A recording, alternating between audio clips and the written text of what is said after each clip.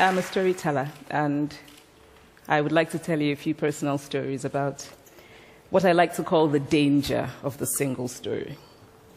I grew up on a university campus in eastern Nigeria. My mother says that I started reading at the age of 2, although I think 4 is probably close to the truth. So I was an early reader, and what I read were British and American children's books. I was also an early writer.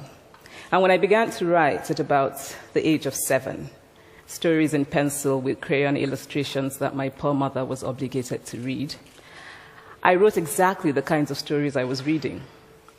All my characters were white and blue-eyed. They played in the snow. They ate apples. What this demonstrates, I think, is how impressionable and vulnerable we are in the face of a story, particularly as children.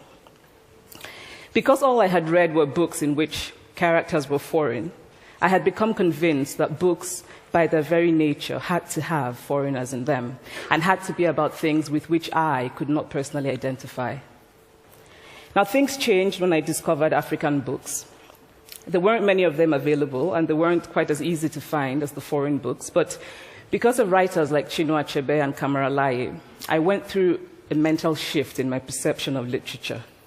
I realized that people like me, girls with skin the color of chocolate, whose kinky hair could not form ponytails, could also exist in literature. I started to write about things I recognized. Now, I loved those American and British books I read. They stirred my imagination. They opened up new worlds for me. But the unintended consequence was that I did not know that people like me could exist in literature.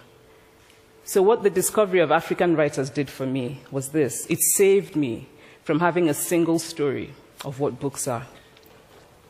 Years later, I thought about this when I left Nigeria to go to university in the United States. I was 19. My American roommate was shocked by me. She asked where I had learned to speak English so well and was confused when I said that Nigeria happened to have English as its official language. She asked if she could listen to what she called my tribal music and was consequently very disappointed when I produced my tape of Mariah Carey. My roommate had a single story of Africa, a single story of catastrophe. In this single story, there was no possibility of Africans being similar to her in any way, no possibility of feelings more complex than pity, no possibility of a connection as human equals. I must say that before I went to the US, I didn't consciously identify as African. But in the US, whenever Africa came up, people turned to me, never mind that I knew nothing about places like Namibia. But I did come to embrace this new identity, and in many ways I think of myself now as African, although I still get quite irritable when Africa is referred to as a country, the most recent example being my otherwise wonderful flight from Lagos 2 days ago, in which there was an announcement on the Virgin flight about their charity walk in India, Africa, and other countries. So after I had spent some years in the US as an African, I began to understand my roommate's response to me. If I had not grown up in Nigeria, and if all I knew about Africa were from popular images, I too would think that Africa was a place of beautiful landscapes, beautiful animals, and incomprehensible people fighting senseless wars, dying of poverty and AIDS, unable to speak for themselves, and waiting to be saved by a kind white foreigner. When I learned some years ago that writers were expected to have had really unhappy childhoods to be successful, I began to think about how I could invent horrible things my parents had done to me.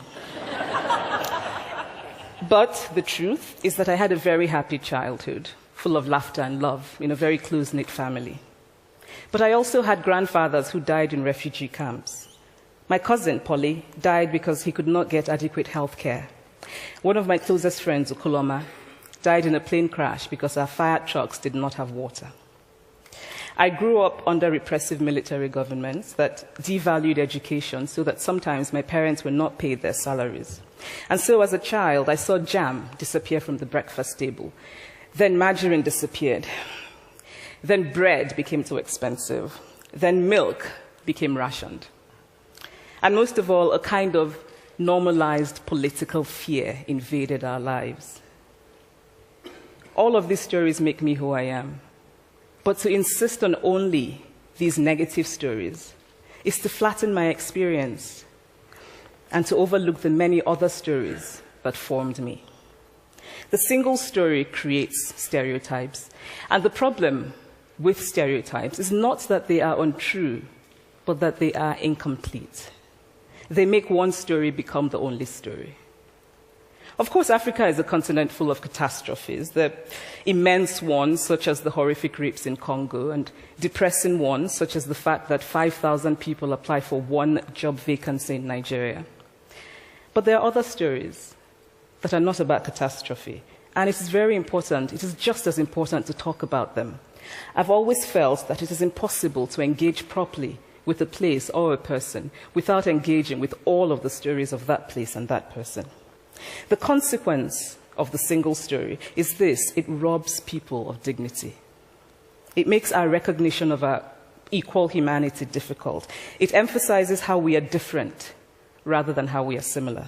What if my roommate knew about contemporary Nigerian music, talented people singing in English and Pidgin and Igbo and Yoruba and Ijo, mixing influences from Jay-Z to Fela to Bob Marley to their grandfathers? What if my roommate knew about the female lawyer who recently went to court in Nigeria to challenge a ridiculous law that required women to get their husband's consent before renewing their passports? What if my roommate knew about Nollywood, full of innovative people making films despite great technical odds? Films so popular that they really are the best example of Nigerians consuming what they produce. What if my roommate knew about my wonderfully ambitious hair braider who has just started her own business selling hair extensions? Or about the millions of other Nigerians who start businesses and sometimes fail, but continue to nurse ambition? Every time I am home, I am confronted with the usual sources of irritation for most Nigerians: our failed infrastructure, our failed government, but also by the incredible resilience of people who thrive despite the government rather than because of it. I teach writing workshops in Lagos every summer, and it is amazing to me how many people apply, how many people are eager to write, to tell stories. My Nigerian publisher and I have just started a non-profit called Farafina Trust, and we have big dreams of building libraries and refurbishing libraries that already exist, and providing books for state schools that don't have anything in their libraries, and also of organizing lots and lots of workshops on reading and writing for all the people who are eager to tell our many stories. Stories matter. Many stories matter. Stories have been used to dispossess and to malign, but stories can also be used to empower and to humanize. Stories can break the dignity of a people, but stories can also repair that broken dignity. The American writer Alice Walker wrote this about her southern relatives who had moved to the north, and she introduced them to a book about the southern life that they had left behind.